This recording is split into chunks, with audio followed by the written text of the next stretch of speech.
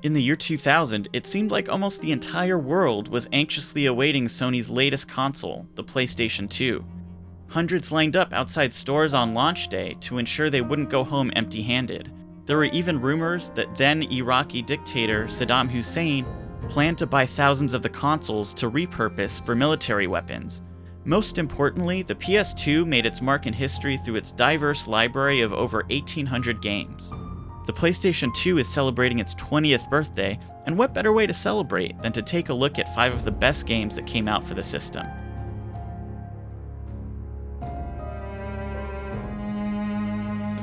While there's so much nostalgia out there for Tony Hawk's Pro Skater 1 and 2, and rightfully so, my personal favorite is Tony Hawk 3. It was the first Tony Hawk game for the PS2, and it fully took advantage of the hardware to bring the series to the next level. It ran at a buttery smooth 60 frames per second, the graphics were incredible, and like the first 2 games, it had an amazing soundtrack. It continued the series' tradition of crafting memorable levels from destinations all over the world. Tony Hawk 3 also introduced the revert feature, which let you continue combos after coming down from a halfpipe.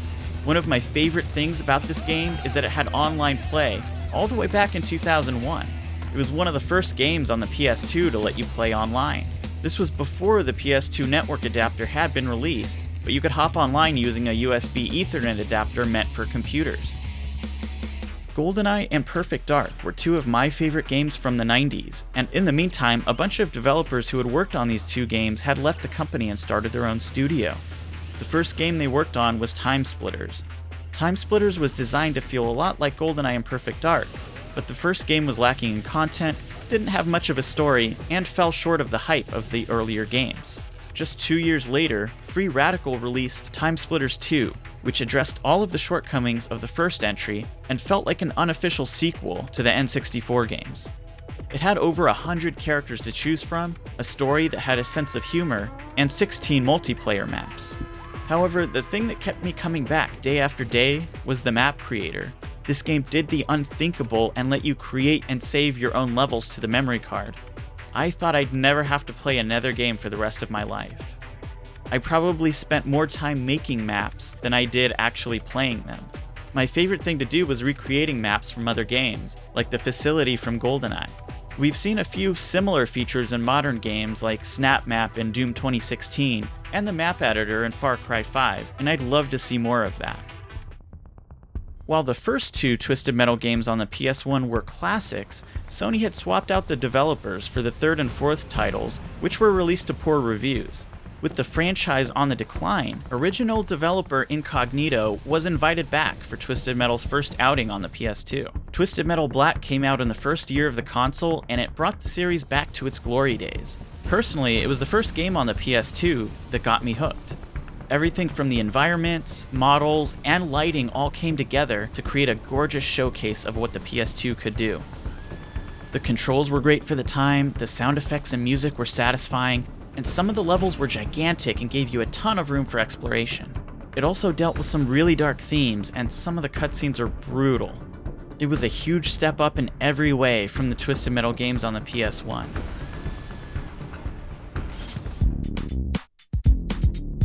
Grand Theft Auto 3 is an example of a game that simply couldn't be done on the previous generation of game consoles. It's a technical marvel and a game that elevated open-world crime games in a way that other developers would be shamelessly copying for years to come. It takes place in a cartoonish version of New York called Liberty City. The story is pretty engaging and kicks off when your character escapes from jail.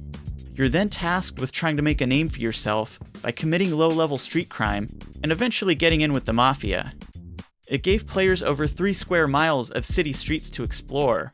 For the rest of the world, that's over 8 kilometers. You had complete freedom of movement and could explore every inch of the map in between missions. When you're in a car, you can switch between different radio stations and listen to a bunch of different genres. It still blows my mind how much content this game has, despite the limitations of the PS2. Nearly 20 years later, the graphics and mechanics don't really stand up to the test of time, but this game will always have a place in my heart.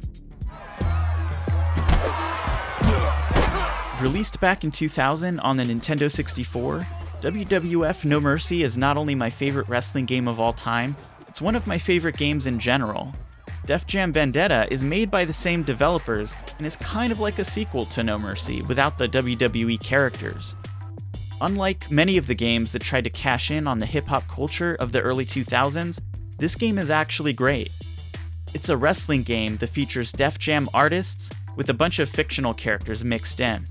It has a story mode where you choose a fighter and work your way up in the world, starting off by fighting in the streets for money, and eventually taking part in more legitimate tournaments. The gameplay is super smooth, it's much faster paced than earlier wrestling games, and it has full voice acting for all of the characters in the game. It has an addictive soundtrack by many of the same artists you can play as in the game, but it's also missing the creator-wrestler option that made the previous game so great. And there's some weird early 2000s misogyny going on that hasn't aged well. Great match, baby. Come buy me a drink. Why don't you buy a paper bag for a head while you're at it? Off my property, bitch! Still, it's a lot of fun to play, and it's an interesting snapshot in time of the things we thought were cool in 2003, like Fat Farm.